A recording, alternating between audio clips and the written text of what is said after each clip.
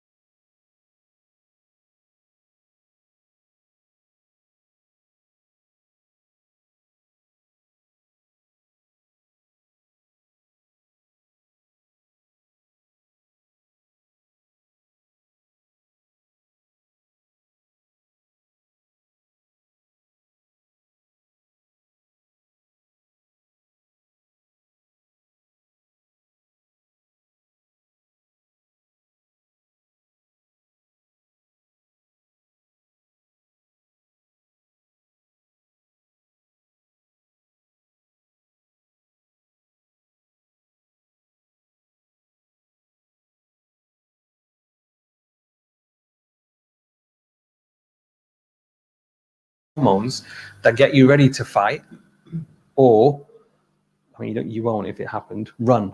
Okay, so in other words, it's this burst of energy that lasts for a very short space of time.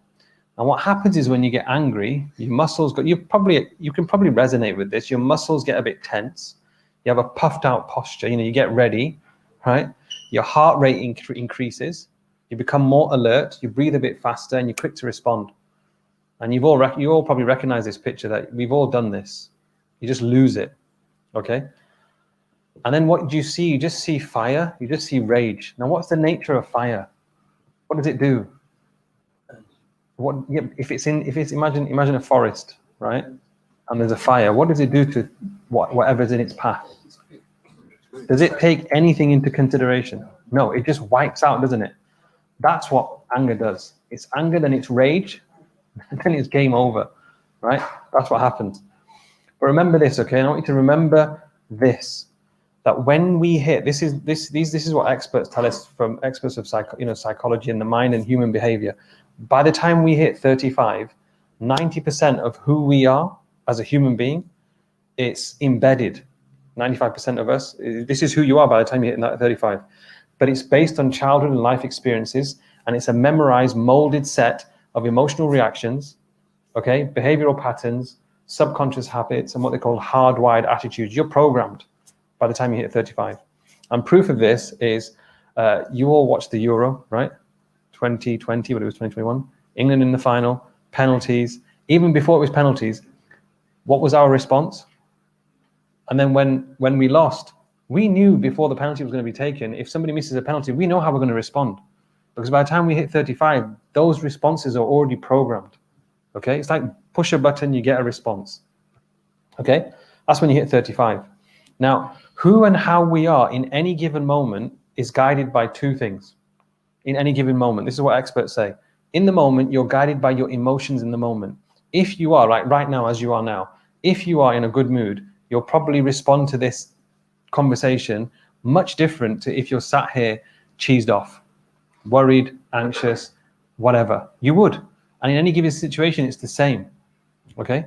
That's just in a moment. But what governs our emotions long term is essentially two things. One is our worldview. What do I mean by that? Experts tell us that, look, your worldview is, have you ever met anybody who's permanently happy? Have you? Well, whenever I do this in massages, everybody says no. When I do this in in the wider community with some of our non-Muslim friends, they all say, yeah, why do Muslims say no? You don't know anybody who's...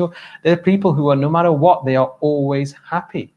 In fact, this is, no, I wasn't planning to say this, but this is what our Hazrat Rahimullah was, last few years of his life, this was his biggest, one of his biggest calls, was that as an ummah, we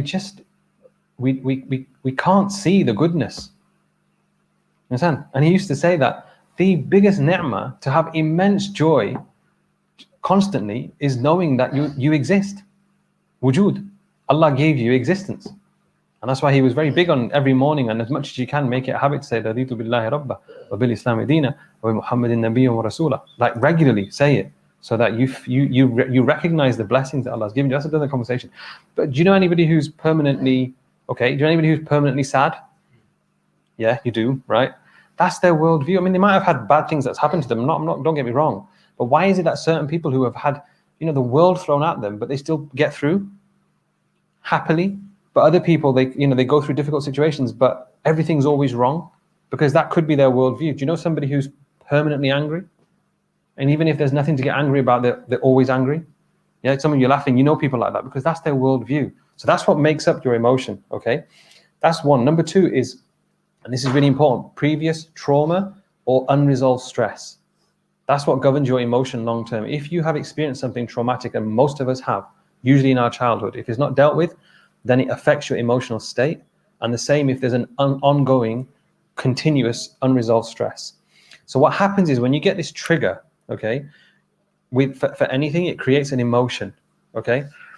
If your emotions are left unchecked, it becomes your mood. Imagine this scenario, your football team, they lose. What's your emotion? You get a bit what? Sad, upset, okay? If it's left unchecked, what happens? You become a bit moody. And you say, oh, he's just in a mood, his football team just lost. Just leave him alone, he'll be fine in the morning. He'll get over it, okay? If it's left unchecked, it becomes your temperament. Your temperament is how you are generally across the span of your years or life, okay? So are you following me where I'm going with this? Good. Okay, so consider this. Those who struggle with emotions, not just anger, it's possible that they're stuck in the past because they've had bad experiences. It's possible that they're stuck in the past. And then what happens is that becomes their future. Because if you can't move on and deal and calibrate from what's the not nice things that's happened in the past, it becomes your future, because that becomes your worldview. And the reality is that you and I, we only have now. Past is gone. We have no control, no influence over it. It's gone. It's over. And we have no idea what happens in the future. The only thing you have now. So that's why it's really important to get used to governing your emotions in the moment. Okay? Do you get what I'm trying to say? You following me? Okay, mashallah. So our ulama, they say this, that look, heartbreak over past events and incessant planning for future, the blessings of the moment right now, the blessings that you have is gone, is lost. Okay? Consider this as we talk, okay?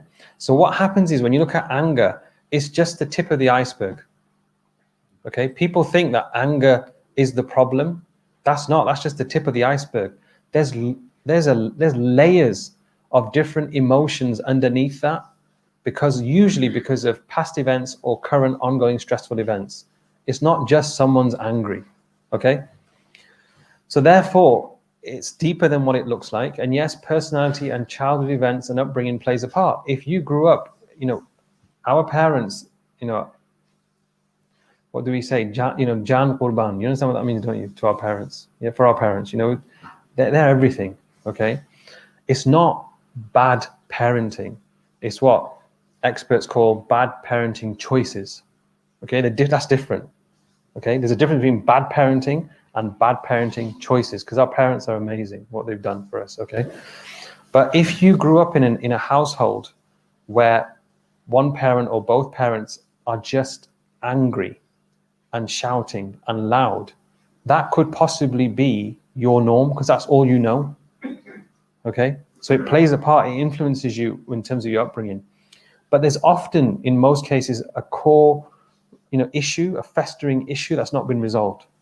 And in my personal experience in clinic with men, because we tend to see more men with anger problems than women. I mean, it's not exclusive to men, it happens to women as well, but we tend to see more men in clinic, usually brought in by their wife or their partner, saying, sort him out, he's permanently angry.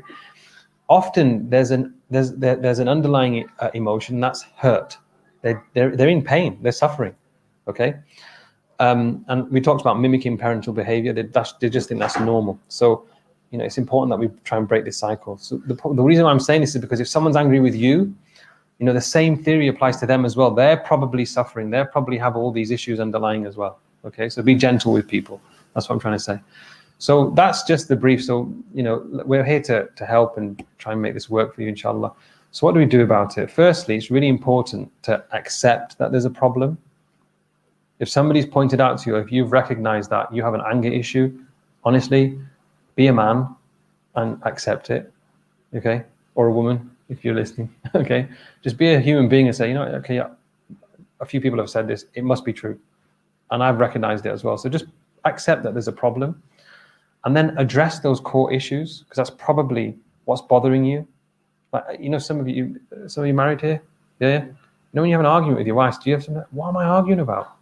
What the heck are we arguing about? I forgot what we actually, it's been half an hour, and what are we even arguing about? You know, you get that, don't you? Because 90% of the 10% of the argument is actually what you're arguing about. 90% is your unresolved stress that you don't know how to deal with, so you're just letting out steam. And usually, who do we let steam out on?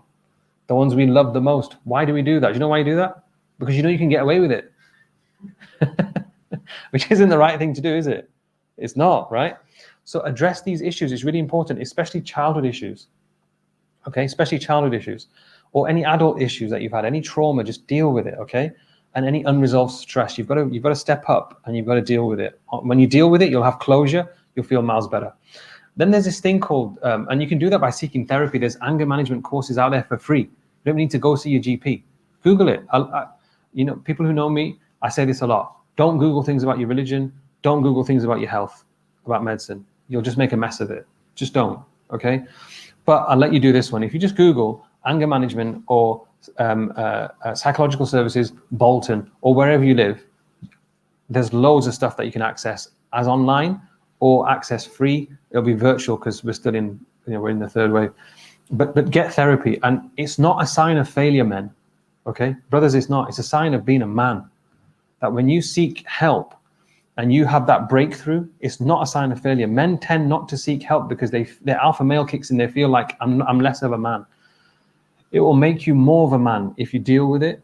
Everybody around you will be happier, including yourself. Okay. Then once you do that, take a look at this. Okay. Steve Peters is a psychiatrist in Sheffield, and you know, his Olympics. Last Olympics, he was the psychiatrist behind the British Olympic cycling team who won straight medals. Right? And he has this thing called the chimp theory. Essentially what he's doing, he's just codifying the concept of nafs. That's all he's doing. He's just codified it, okay? This is our tradition. We've had this since day one, okay? But read it, it will codify what our ulama are trying to say to us about the concept of nafs, okay? But I want you to read it and I want you to internalize it, and you can apply it to every situation in your life. Essentially what he talks about is that there's three parts of the brain. The frontal lobe, which is this bit here, is your decision making.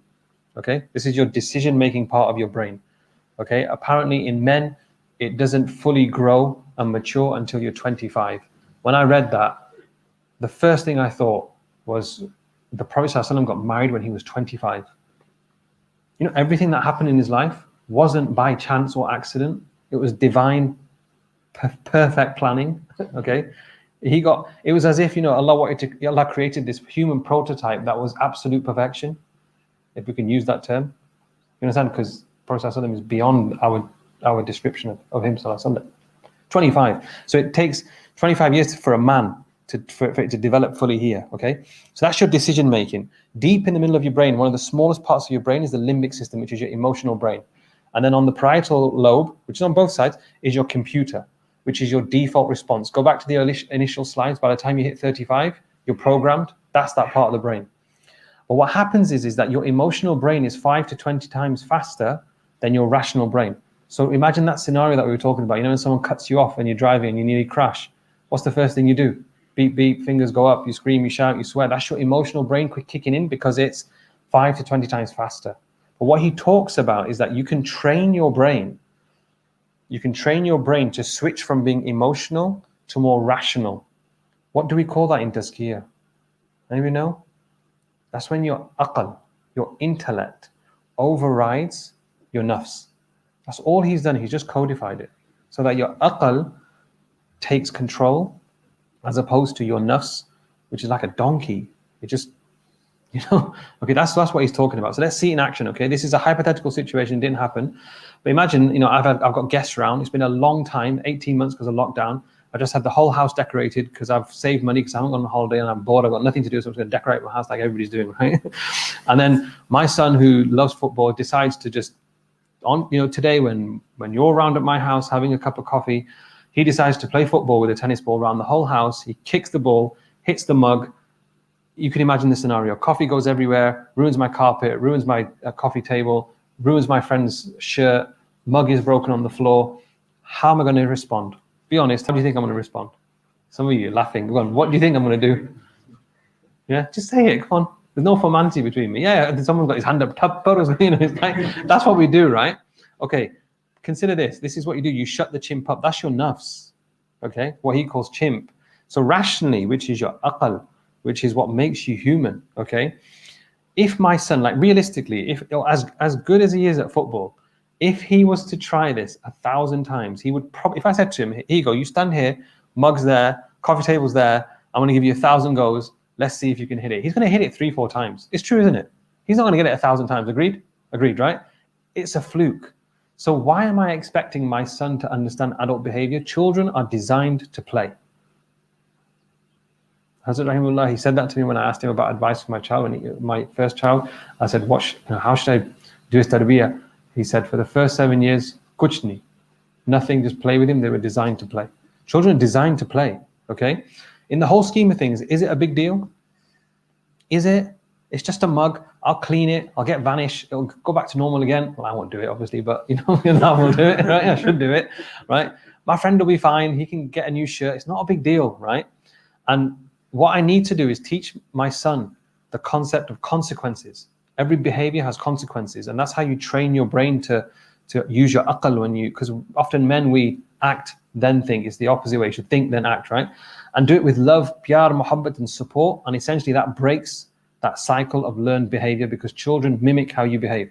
If you're driving and someone cuts you up and you pull up a few fingers and start swearing, when he grows up, he's going to think that's the normal thing to do, okay? So, and if you're freaking out at home and you're just screaming and shouting, your children will do that when they're married.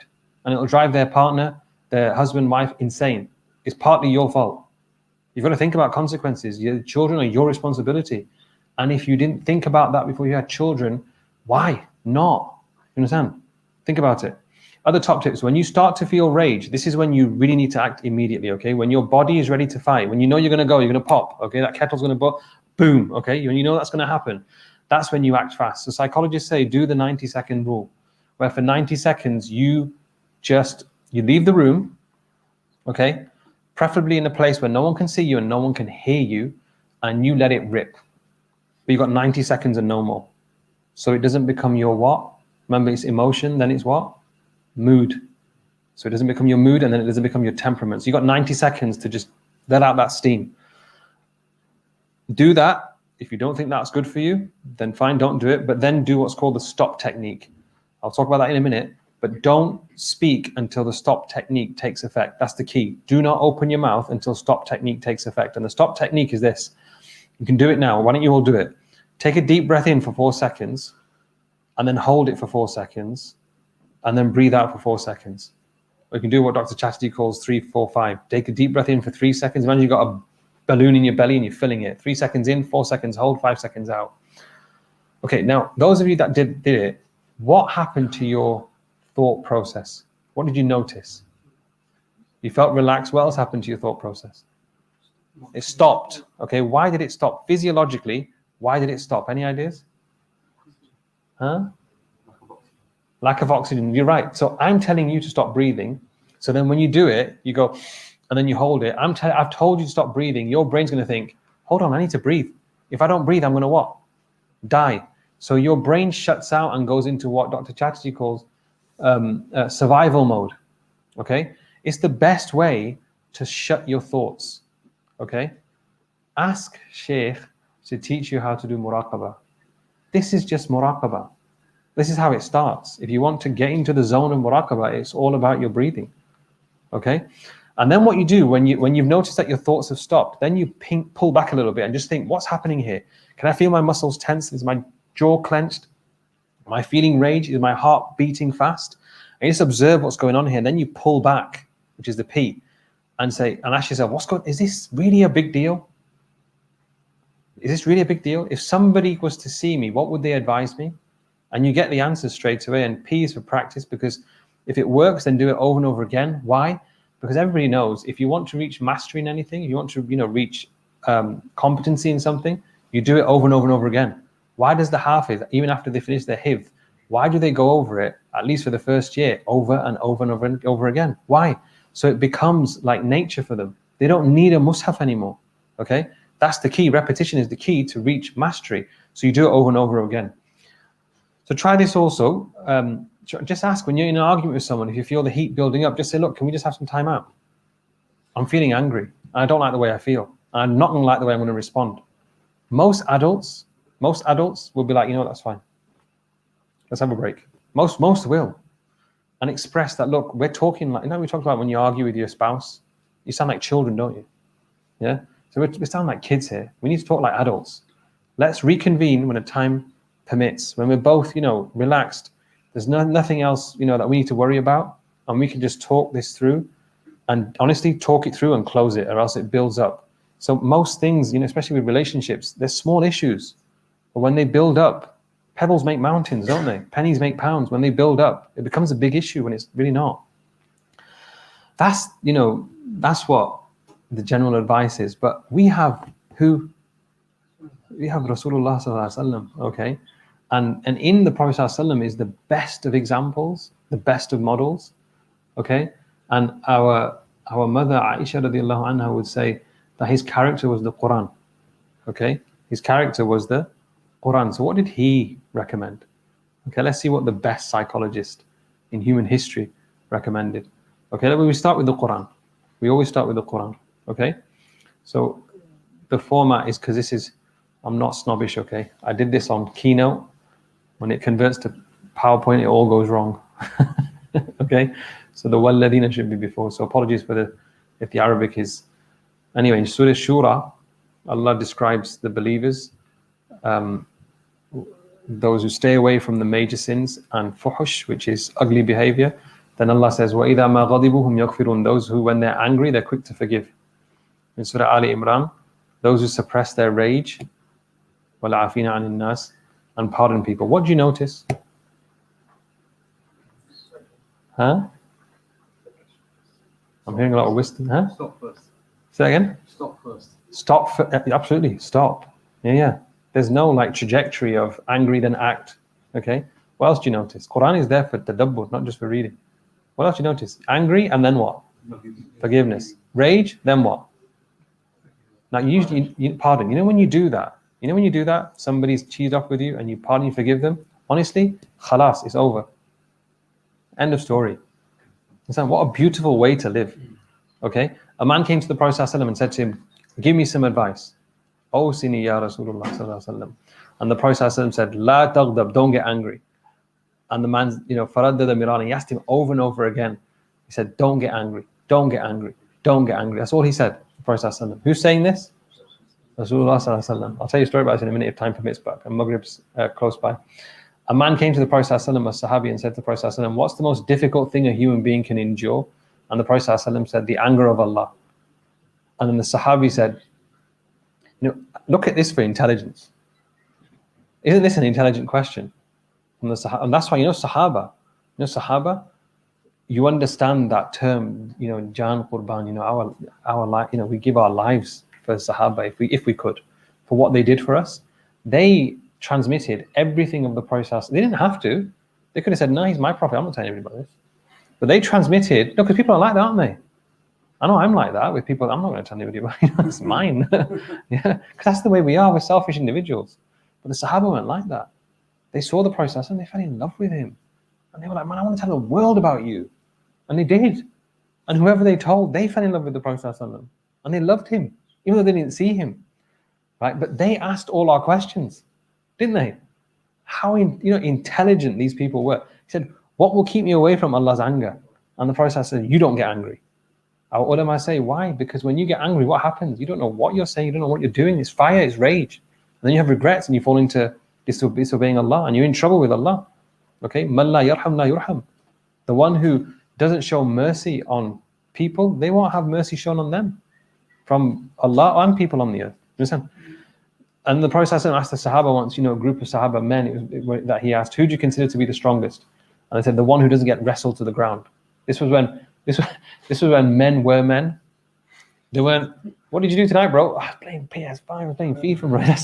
This is when men were men. They used to wrestle. That was their sport. Horse riding, archery, wrestling. This was their sport. They weren't playing PlayStation, right? Wasting their lives. And they said, someone who can't get knocked down. Prophet said, that's not a man. And this is carefully, brother. This is a prophetic definition of a strong man. Is someone who can control their anger. And our definitions are set by who? By Allah and His Rasul sallallahu alaihi wasallam. No one and nothing else. Okay. Umar radiallahu. So again, it's the formatting because of my snobbish computer. Okay. But Umar radiallahu anh said, and this is in his Khilafat, the most successful of people are those who safeguard themselves from covetousness. Covetousness is just wanting something, even though you've got, maybe we all suffer from this, I suppose. But we all know people like this as well. They're never happy with what they've got. They've just got their latest iPhone and they want another one.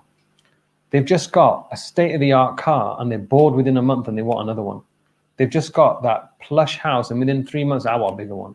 That it's a disease of the heart. He said, those who safeguard from that, those who don't follow their caprice, so they safeguard themselves. The caprice is your nafs just wanting whatever it wants. Okay, just don't listen to it. And Umar says, you're successful. And the third thing, he said, those who control their anger. This is tazkiyah in a nutshell. This is tazkiyah in a nutshell. These are the students of the Prophet ﷺ. And Umar, it's his what? In Dhul Hijjah, what happened to him happened in Dhul Hijjah. And in the khutbah today, in Jumu'ah, the Imam was saying it's tragedy. We don't know our Sahaba anymore. It's like the lost generation.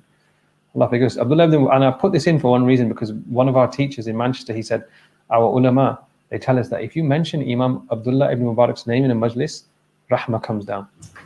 That's what we've learned from our mashayikh. That's what he said to me in our class. So I've put him in for the barakah of the majlis. And if anybody asks you, where's your dalil, bro? Yeah. You say, go sit at the feet of ulama, they'll tell you the dalil. Understand? We trust our ulama. Never have we heard something from the mouths of our teachers and our shuyukh and our ulama and it's been a lie or embellished truth. Eventually you end up reading it and say, oh my God, I heard that ages ago. Do you understand? They don't just talk off a whim. So he said, someone asked him, look, I haven't got time, like us, I haven't got time, I'm a busy guy, bro. Can you please tell me, summarize for me the definition of good character? And Abdul Mubarak said, okay, fine, just don't get angry. That's it. If you want to perfect your character, just don't get angry. So steps to control the anger, okay? Why? All these things that we're doing, read and learn them, okay? And until it becomes your default. Remember what I said, repetition, okay? You reach mastery. You need to do it over and over again. But you gotta get to the books, sit with the ulama first. Ask them to show you what books to read and where to go. But sitting with them is better because you learn more through sitting and being in their company than books. You do. If you're traveling with your shuyukh and your teachers, that's when you really see a human being, when you're traveling with them and something goes wrong, they're late for a bayan, and they internally they feel a bit frustrated because they feel like they're letting somebody down, and they don't get angry. You learn more from that situation than just reading it in a book. But do it so it becomes your default. Let's keep going. The Prophet said, whoever withholds their anger, Allah withholds their punishment on them. Okay? Whoever subdues their rage when they're capable of doing something about it, on Yawm al-Qiyamah, Allah will fill their heart with joy and pleasure. And that's when we're going to need it. Okay? That's when we're going to need it. So it's a win-win situation for you to control yourself here. A Muslim can and this is why the Prophet ﷺ, was so gentle to the Ummah. He was always looking for, how can I get a shortcut for my followers to get them into paradise? How can I give them a shortcut? Look at this shortcut. A Muslim can reach the ranks of those who perpetually fast. Who here can fast every day? No one amongst us. Who here regularly fasts on a Monday and Thursday year? We don't. When it's summertime, it's chutti for us, isn't it? Right? Wintertime kicks in, we all, yeah. And then he says, you can reach that rank of those who fast perpetually and those who stand in Qiyamul Layl every night, regularly. Who stands in Qiyamul Layl? Hardly any of us anymore, right? Just through being patient. Forbearance is more than patience. Forbearance is when you're angry, you can do something about it and you don't. You can reach these ranks just by holding your anger. The believer doesn't insult, whether angry or not, doesn't curse, is not obscene, is not wasteful. The most hated of people with Allah are the ones who can constantly argue. And do you know people who just argue for the sake of it? You can't get past a conversation without an argument kicking in. Like, bro, what's wrong with you, man? You're always arguing. I just asked you what do you want to eat. You turned it into an argument. You understand? So Umar, some examples. Umar became, when he was Khalifa, he became angry at somebody. There was an issue, he was judging, and he became angry. And then one of his friends could see that from his face that he was getting angry. He recited the verse from Surah Al-A'raf, show forgiveness, enjoying what's good and turn away from the foolish. And Umar radiallahu anh, he was known as what's called waqafan inda kitabillah. He used to, when someone used to recite the Quran to him, he used to stop and freeze, and he'd stop and he'd think about it, and only then would he move on. And so he began to recite this verse over and over again, and then he changed his mind, he pardoned him. And that's how we should be. That's how we should be. Waqafan in the kitabillah. More prophetic gems. The Prophet advised us that when you get angry, recite A'udhu billahi minash shaitanir rajeem, because shaitan's made from what? Fire. Anger is what? Fire. Okay. Shaitan, they ulama, they say that when you're angry, shaitan, it's like a kid having a ball. What does a kid do with a ball? Wherever, he's just playing with it, isn't it? Shaitan plays with you. He's got you like this, and whatever he says to you, you're going to go and do. Okay, so the Prophet say with reflection, A'udhu billahi minash shaitanir rajeem. Allah, I seek refuge with you from shaitan, the rejected one. And Hazrat Rahimullah, he used to say, apologies for keep on mentioning his name, the one who's in love, they can't help it. Rahimullah. So he used to say that when you say A'udhu billahi, don't just say it. Don't just say it. You have to really internalize and visualize. He used to say that when you say A'udhu billahi minash shaitanir rajeem, when a young child is scared of a dog or a lion or a tiger, and they're running to their mum, and their mum or their dad, picks them up and goes like this and protects them, and the child doesn't know that the lion's going to eat the mum as well, but the child has this thing that they feel safe. And وَلِلَّهِ الْمَثَلُ الْأَعْلَى لَيْسَ كَمِثْلِهِ شَيْءٌ.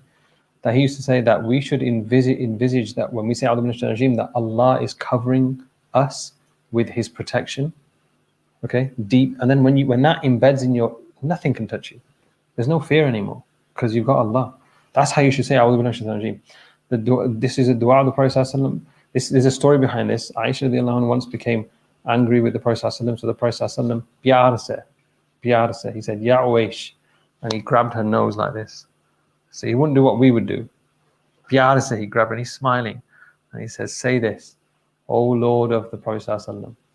Any ideas why he said, say, O Lord of the Prophet ﷺ? Those who know the relationship that the Prophet ﷺ and Aisha had.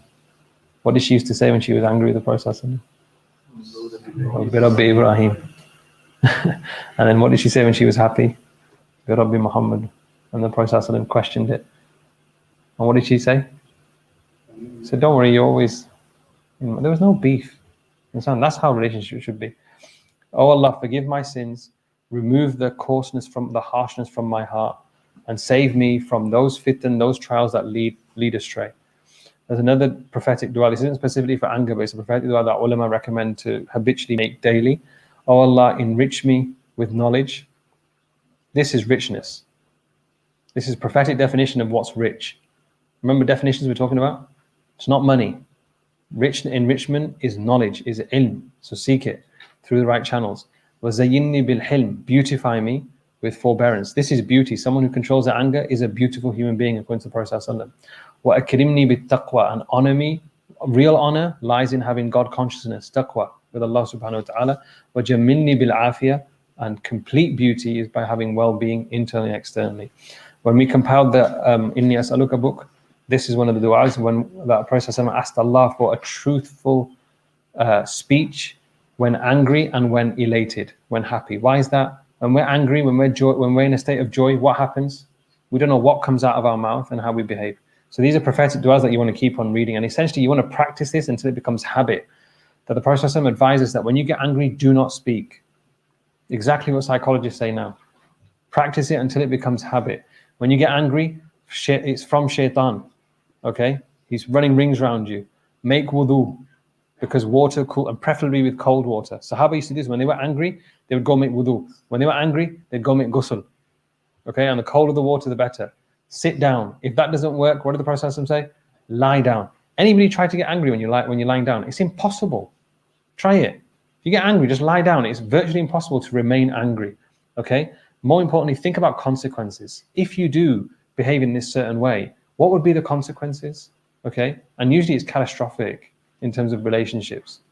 And reflect, okay? Reflect on this. This is Imam al-Ghazali, rahimahullah, what he said. If you've got a problem with anger, just ask yourself, how many times have you made Allah angry? But you've had nothing. No scream, no shout, no tappar, no nothing.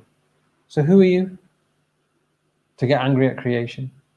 Think about that. Should be a muraqabah that you do. If anybody that you don't like saw you and how you behave when you get angry, what would they think of you? What if someone that you respect, that you look up to, if they saw you when you're angry, what would they think about you? How would you feel knowing that they know how you are when you're angry? It's something to think about. Try this. If you have a problem with anger, tell your family, look, you know that I'm angry, so when I get angry, without me knowing, just record me. Everybody's got a smartphone now, illa mashallah, right? Okay, everyone's got a smartphone. Just record me. And then when I'm a bit calm, play it back to me. You'll be mortified. This is how I behave. You understand? And ask those, if your children or your wife or your husband, for the sisters, or your friends or your colleagues, if they have to put up with your anger, just ask them when you're calm, collective, how do I make you feel? And then reflect. We're a people of reflection, of tadabbur, and then that's when change comes in. Imam Muhasibi, who was one of the teachers of Imam Ahmad, rahimahullah, he used to say, he has a book called Adab al-Nufus, the etiquettes of the soul. He says that so anger is a spiritual disease, okay? Spiritual diseases cannot be rectified, whatever the spiritual disease is, until pride is rectified. Because pride is the root of all spiritual diseases. Think about it. Hazrat Rahimullah used to say, he said once that Shaykh Zakaria said that the proof of arrogance is anger. The proof of arrogance is someone who's quick to anger. So consider it. The problem, after all we've talked about, it could just be your ego. You could have an ego problem. And the way you rectify it is by the real doctors of the heart, or ulama of suluk. But ask yourself this question: if you do suffer from pride, why on earth would you want to share a trait that's shaitani? That was the one reason why that's the basis of why he did what he did. It was pride that led to hasad, and then you know the rest. Why share that trait with shaitan? So the point I'm trying to make is, look, I know Maghrib's close, I'll try and finish soon, inshallah. Benchmark yourself against the Prophet ﷺ. But there's steps to this, okay? Firstly, it requires certainty, it requires yaqeen and strengthening yaqeen, okay? And there's ways of doing that through majalis of dhikr, majalis of ilm, through tabligh, through khanqa, whatever works for you. All three, if you can do that, mashallah. But, solidify your certainty, your yaqeen. Why? Because look, if you don't have an identity, you don't know how to behave. That's in anything in life. If you don't have an identity, you don't know how to behave. Once certainty comes in about the Prophet ﷺ and who he was, your identity kicks in that you're a Muhammadi. You're a follower of the Prophet ﷺ. When an identity kicks in into your brain, automatically your standards are set. You know how you need to behave, because you're going to choose to behave how the Prophet ﷺ behaved, because he's your benchmark. That can't happen until you have deep yaqeen in who you are as a Muslim. Okay? And I'll finish with these two things. Anas, and this is one of my favorite traditions of the Prophet ﷺ. This is something I read often, and like I said, repetition, you know, that's when it helps. When Anas radiallahu anhu said that the Prophet said to me, "Oh my son, if you can," so this is again backwards, okay, because of the formatting, but he said to him, if you can wake up, if you can spend the morning and spend the evening, and there's no, you know, for us to understand, there's no beef in your heart, there's no grudge in your heart for anybody, if you can do that, then do it. And then the Prophet said, because this is from my sunnah. We forget, we limit the sunnah to the external. You understand? That's what we limit our sunnah to. It's needed, it's a must. Okay, our deen is external and internal. But when you limit it to the external, you miss the point. Allah looks at your hearts, He doesn't look at anything else.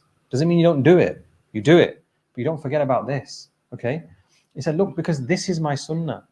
And anybody who gives life to my sunnah loves me. It's a proof of love. And anybody who loves me will be with me in paradise. It's a win-win situation. You don't have to do much. Is this hard? You just have to forgive. Can you imagine being in paradise, in Jannah with the Prophet ﷺ, and seeing the Prophet ﷺ in 3D? I mean, that's just like mouth-watering, isn't it? Being able to sit next to the Prophet ﷺ and say, Ya Rasulullah, tell me your story. I want to hear it from your mouth. And just sitting back and listening. You know, it's just, this is the way to do it. It's a win-win situation. And lastly, I'm not going to do this bit. I'm going to ask Sheikh, because it's not befitting for someone like me who isn't an alim to start reading hadith. Can you translate? No chance. No. I haven't got it in English because I didn't want to do that. So no, you can, inshallah. Because no, there's plenty of time. There's always time for this. Dude. Come on. No. Our teachers, they taught us in front of ulama, hold your tongue before you make a fool out of yourself. In front of awliya, hold your heart so you're not destroyed. Man adani waliyan faqad adantu bil harb. Whoever shows enmity or beef to my awliya, ulama, what did Imam Abu Hanifa, Imam Shafi'i say, according to Imam Nawawi? In lam yakun al ulama al awliya falaysa lillahi al awliya. If the ulama are not awliya, Allah has no awliya. And if your heart has any bad feelings to the awliya, you're destroyed. You're a dead man walking. Never say anything about an alim. Never. And never have anything in your heart against an alim. You're a dead man walking. You're asking for trouble with Allah subhanahu wa ta'ala. So they used to say, and with the people of dunya, lower your gaze so that you're not caught up in dunya. But Sheikh, you have to. Lazim. You can do it. Yeah, of course you can. I'm sure they won't mind. No. Bismillahirrahmanirrahim. Kana Rasulullah sallallahu alayhi wasallam da'im al-bishri, always smiling. Nabi Kareem sallallahu alayhi wasallam was always smiling. Sahl al-khuluq. He had very easygoing character, manners, behaviors. Naram akhlaq wale. Layyin al-janib. Naram pehlu wale. Very soft in his dealings. Laysa bifaddin wala ghaliz. He was not coarse nor hard-hearted. Faddun and ghaliz, both similar meanings. Some say a little bit of difference in there. Ghaliz means ghalizul qalb, hard-hearted person. Faddun means coarse. Wala sakhabin wala fahashin. No one who would scream, no one who would be foul-mouthed. Sakhab, who's always screaming at the top of his head. And fahash means rude, foul-mouthed, swearing, abusive. Nauzubillah is called fahash. Prophet ﷺ was not that type of person. Wala ayyabin wala mushahin. Nor was he one who would often find faults in everyone and looks for faults and deficiencies in everyone. And mushah I'll leave it, I think. One who would stay aloof and distanced from people. يَتَغَافَلُ عَمَّا لَا يَشْتَهِي. He would not be concerned with that which he does not have desire of. Meaning he doesn't do layani chikni like we do, but into other people's business. What doesn't concern him, he would just يَتَغَافَلُ, be ghafil from it and stay away from it. وَلَا يُؤِسُ مِنْهُ. However, he would not make other people lose hope from it. If there was any benefit in them, he would let them have it. وَلَا يُؤِسُ مِنْهُ راجيه. وَلَا يُؤِسُ مِنْهُ راجيه. One who would hope for it, he would not make him lose hope. وَلَا يُخَيِّبُ فِيهِ. And he would not make anyone fail in that desire of what he had wanted. He would let him have it. Go, you like it, take it. قَدْ تَرَكَ نَفْسَهُ مِنْ ثَلَاثٍ. He had protected himself from three things. He had left three things. لا يذم أحدا. He would never criticize anyone. आगे क्या है? ولا المراء والإكثار. And he would stay away from arguing and excessive speech, talk. وما لا يعنيه. And from things that do not concern him. وترك الناس من ثلاث. He had left people from three things. क्या है आगे? لا يعيبه ولا يطلب عورته ولا يتكلم إلا فيما رجا ثوابه. He would not find aib in someone, nor would he look for his awrah and mistakes and faults, nor would he speak about anything but if there was any thawab in it. وَإِذَا تَكَلَّمَ أَطْرَقَ جُلَسَاؤُهُ. When he would speak, those around him would lower their heads. كَأَنَّمَا عَلَى رُؤُوسِهِمُ الطَّيْرِ. As though birds were sitting on their heads, because birds run away and fly off with even the minute and smallest of movements. So Nabi Kareem Sallallahu Alaihi Wasallam would speaking, Sahaba would be so calm and silent and serene that as though birds were sitting on their heads. When فَإِذَا سَكَتَ, when he went silent, تَكَلَّمُوا, they would speak. لَا يَتَنَازَعُونَ عِنْدَهُ الْحَدِيثِ. They would not try to snatch conversation from one another in his presence, meaning shout at one another and butt into other people's. If one is talking, they would remain silent and listen to that person. وَمَنْ تَكَلَّمَ عِنْدَهُ. This is the following sentence. أَنْصَتُوا لَهُ حَتَّى يَفْرُغَ. If someone spoke in his presence, they would remain silent until he would finish. حَدِيثُهُمْ عِنْدَهُ حَدِيثُ أَوَّلِهِمْ. Their conversation in his presence would be like the conversation of the first person. Meaning, normally in a majlis, you would listen attentively to the first person.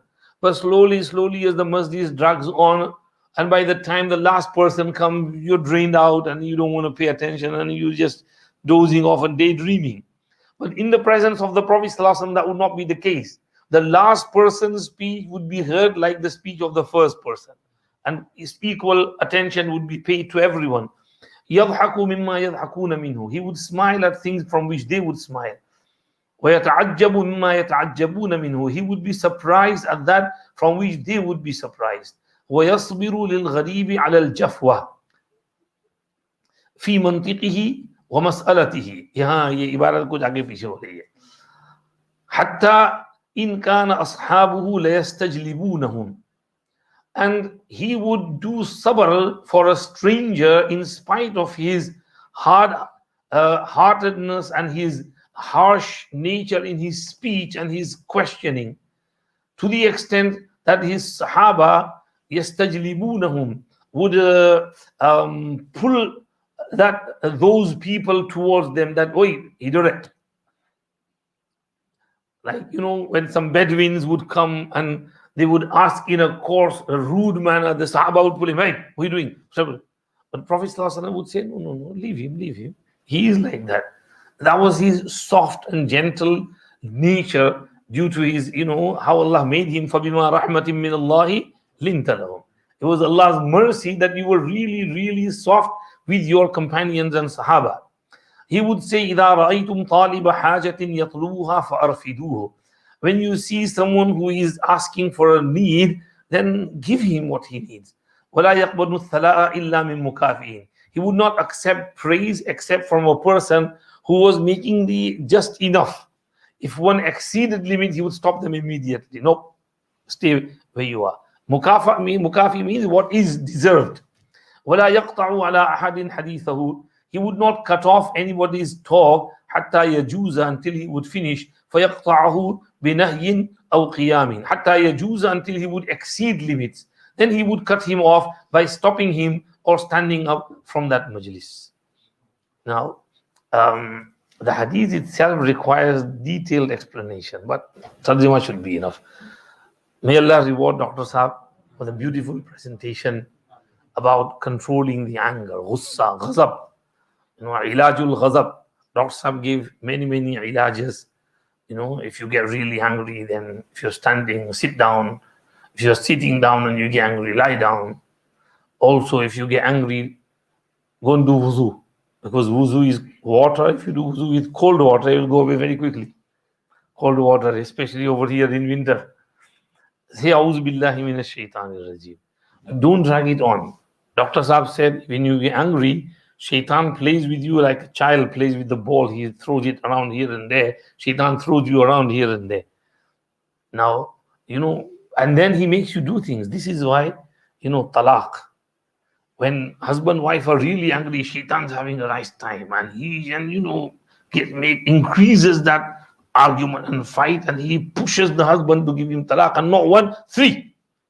And then now, Maulvi Sahab kahin karo nahi hai. Maulvi Sahab bhoon kare. Taun de diji ne. You gave him 3, what can Maulvi Sahab do now? You should have thought of it before you said the 3 words. So this is shaitan plays with you, and this is why we see too many divorces these days, because people don't have any sabr, no patience, always angry, fighting. That's what's going to happen.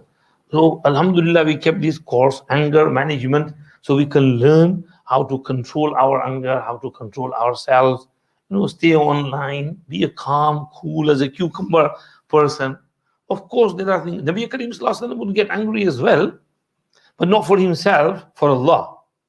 When Allah's ahkam were broken, he would get really angry. No one could stand his anger.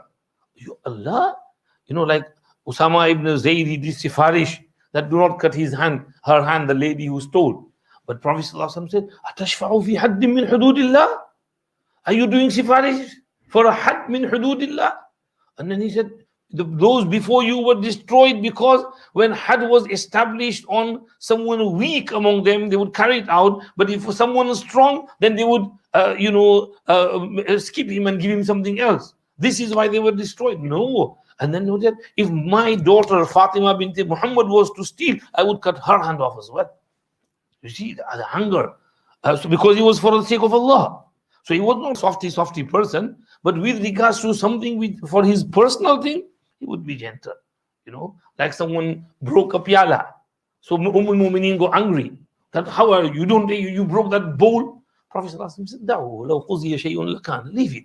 Something in taqdeer happened. Why argue about it? So for something personal, he would be really soft. But for the sake of Allah, would be really angry. So anger is good. Anger is needed, because without anger, we cannot protect ourselves. We need anger to protect ourselves. So anger in itself is not bad. Urdu mein kehte hain na, gussa karna, gussa ka aana bura nahi, gusse ko lana bura hai.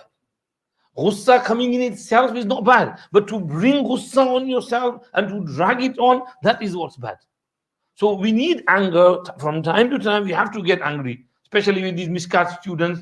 When they misbehave and they do my head in, I have to shout at them. So that's because I want them to learn. I'm concerned for them, because they're not paying attention. So until you don't shout at them, they don't pay attention. So it's not for my own sake. They haven't harmed me. They haven't stolen anything from me, or they haven't done anything wrong to me, but it's for their own sake. So an ustad gets angry for the sake of the kids because he wants better for them. Your parents get angry on you because they want the best for you. They want to see you at a level you're not getting there. That's why they get angry. So anger in itself is not bad. It's when you take it out in a wrong manner, that's what's bad. This is what Sufiya Kiram teaches. So alhamdulillah, we've learned a lot from Dr. Saab's presentation today. Take it from here and be a nice calm person and train yourself. Read Imam Ghazali's Ihya ul-Ulum, and also that book published by Turath, which is short summary of Ihya ul-Ulum, the 40 principles. There's ilaj of ghazab in there as well, ilaj of takabbur, ilaj of ghazab, ilaj of covetousness, ilaj of caprice, ilaj of riya. Everything is in there. Read it, you'll benefit from there. Tomorrow, Dr. Zakaria Sahib is going to do bayan about the tranquil eye, about controlling the eyes. Sadly, there won't be presentation, just bayan, but it will be a good bayan. You'll enjoy it. Come down to Sharafiya Masjid. 6:40 is Asr, and program will continue till Isha, inshallah. Will you come, inshallah? Hands up, who's going to come? Jutti promise no karta, Allah pakad hai.